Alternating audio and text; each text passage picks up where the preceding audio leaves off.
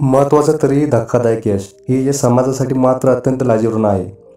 मुंबईचे कुरेशीनगर भागातील कालची धाड आजवरची असामान्य धाड होती.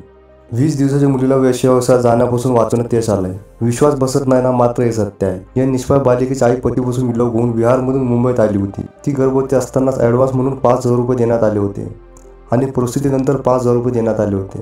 मुलीला दलालामार्फत कुंटणखाना मालकिणीला विकलं जाणार होतं. तिचा सौदाही ठरला होता. बालिकेच्या विक्रीची प्रक्रिया पूर्ण झाल्यावर राहिलेले 15,000 रुपये अदा केले जाणार होते. या बालिकेला वयाच्या कितव्या वर्षी धंद्याला लावलं जाणार होते हे उघड आहे. हे प्रकरण मतिगुंग करणार आहे आणि हादरून टाकणार आहे. बिहार, पश्चिम बंगाल सारख्या राज्यातून लिंग निदान करून स्त्रीभ्रूण असणाऱ्या गर्भवती बायका येथे येतात आणि मूल पाडण्याऐवजी त्या स्त्रियांची स्थानिक छोटेखानी दवाखान्यात प्रसूती घडून आणली जाते. ही मुलगी वयाच्या 2ऱ्या किंवा 3ऱ्या महिन्यात विकली जाते. ती बाई तिच्या गावी परत जाते. राहिलेले पैसे दलालामार्फत तिला पोहोच केले जातात. तिच्या गावात कशाचाही बोबाटा होत नाही. सगळा खेळ कसा एकदम सुरळीत आणि सफाईदार. मुलीची आई दिसायला कशी आहे यावर मुलीची किंमत ठरते. किमान 25,000 ते कमाल 1,00,000पर्यंत. कालच्या धाडीसाठी मुंबईच्या गुन्हे शाखेचे वांद्रे कक्षातील सहाय्यक निरीक्षक शरद घराडे यांचे कौतुक करावे तितकेच थोडे आहे.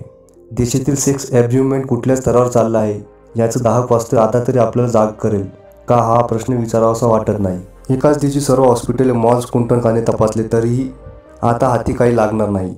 कारण नेमकं कोण कुठं काय करत आहे याचा कुणालाच थाक पत्ता लागत नाही. कुरेशीनगरमधील हिमनगाचे बारीकचे टोक आहे.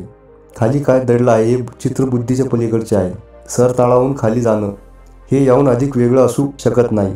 गर्भातून बाहेर येण्याआधीच मुलीची विक्री धंद्यासाठी होऊ लागल्याने आपल्या देशाच्या स्त्री संरक्षणाच्या बाबतीत खूप मोठी मजल मारली आहे असं म्हणून घेऊ आपण आणि शांत राहूया.